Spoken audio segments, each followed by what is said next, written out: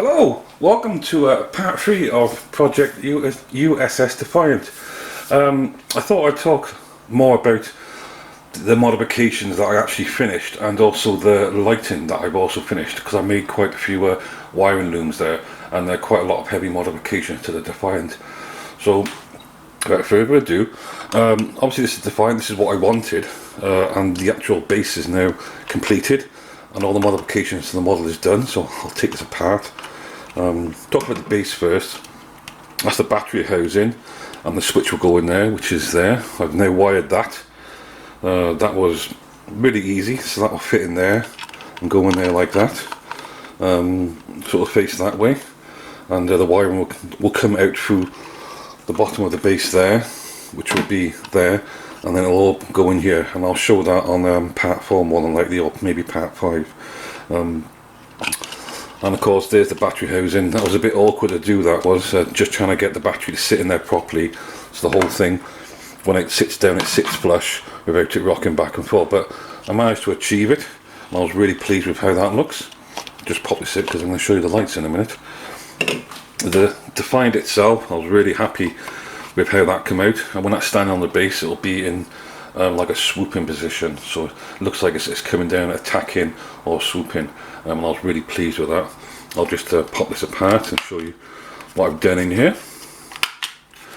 So we'll finish off with the base. So obviously that's a hollow tube, you know, you can see my hand down there, and that's where the wiring will run down, and that's just a MIDI put, really great stuff, and I smoothed it all off on the outside, so it tried to get it to look like it belonged to the ship as much as possible. So I was really pleased with how that came out. Also on where the phaser banks will be, because I did a bit of reading, and these here are the photon torpedoes, and the phaser banks will go here, and the lights will run into here, and I'll show you that in a bit. So I was really pleased with how that came out, and I decided to glue all this on. It just made it so much easier. Because that's the bottom half. To the top part, I decided I was going to have some lights shining into where the warp engines are, so I've basically made these will be light boxes, and I'll show you in a minute, and the lights will go into there, and there's two, if I can get it into the camera, and there's two holes just in there, and the lights will poke through there and they'll shine into here, and when you look down on it, you get the effect of the warp lights, which is just how it looks on DS9. And other modifications I made was I had to cut these off here. I had to cut that off there because that's where the phasers will go, and I wanted the light to go in there, but the actual securing bracket there was in the way, so that had to be chopped off. And the same here as well.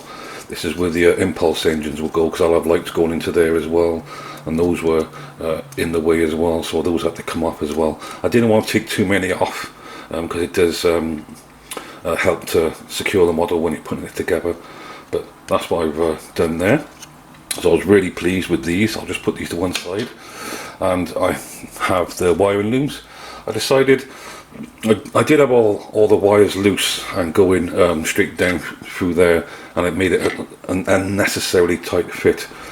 So I decided to make wiring looms just like they got in cars and other things, and these are the impulse engines and the phasers, I do believe, and these work absolutely fantastic. So all I really did is wire these lights up together, then channel them down into another one, so it literally is a wiring loom in the full sense of a wiring loom. And I'll give this some power and you can see what this looks like now. So look, yeah, there we go, there we go, you can see those. So two are for the impulse engines and the other two are for the phaser banks, and I've tested them, I've put them in there, and they look absolutely, you know, gorgeous and fantastic, which is where these holes come in, because the lights will go literally into these holes. The phaser bank one will go there, and the impulse engines will go there. Sorry, the warp engine ones will go there. So that's the one wiring loom that I made. The other one is, this is for the warp engines on top for these ones here, and these are the lights that will literally go into here like this, if I can do it. It's a bit awkward like this, but one light will go in there like that, and then the other one yeah, it's going to go in. Will go in there like that. So both of them will fit in there like that at the same time, and then they'll shine into there. And I'll finish off that light box. I can't completely seal it. I need to spray it and then light block it, and that'll be fine. On the subject of light blocking, don't worry too much about it, guys.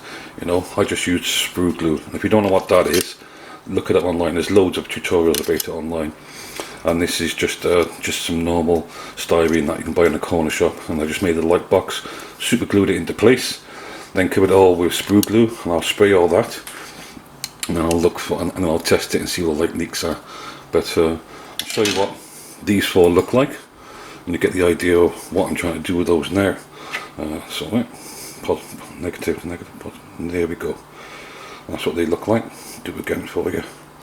And that's what they look like. And that's the four of them, and they'll shine into the impulse, not the impulse, but the warp engines, and they'll look really good. They will. And then these ones here, these will go into here. These are the other two wiring looms are 1.8mm, by the way.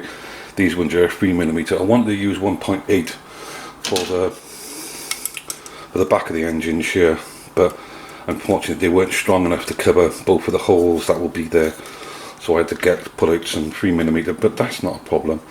And I did the same thing on them. I turned them into a wiring loom, and they'll go up through here as will the other wiring looms, and they'll go down through these holes, and then literally sit there on the back like that, and they'll give the blue effect that I'm after. And these work really well. I'll show you these now as well. There we go. There we go. So they look really good, really bright. Yeah, the camera's not really doing them justice, but the red is really red and the blue is really blue, and I was very, very pleased with how they come out. And doing a wiring loom really helps, guys. It cuts down on the wiring. It really does a lot. I'll just finish off, and this one here, this is the last blue one, and this is for the nose. So this will come up through the base and then go into the nose like that, and then shine forward, and that will be absolutely perfect. And obviously, because it's only one light on its own, it doesn't need a wiring loom. I did think about wiring it in with the other blue, but if this one blows, then I got a problem there. And this one works absolutely perfect as well. Just get it orientated, and there we go. Lovely blue light it is as well. I was very, very pleased with the 1.8mm LEDs and the way they look. And the cabling on them wasn't quite long enough, so I just put extensions on them just so I got more than enough. Because when they go through, when that light sits in there and then goes through the base and comes at the bottom, I needed extra to go into the base so I can wire it up to the battery and the switch. Right, that's pretty much it, guys. The next video will be all about after I sprayed it, which is what I've got to do. But if you've got any questions or comments, just do it and I'll be happy to answer them. And in the meantime, take care, happy modelling, and have a nice weekend. Bye for now.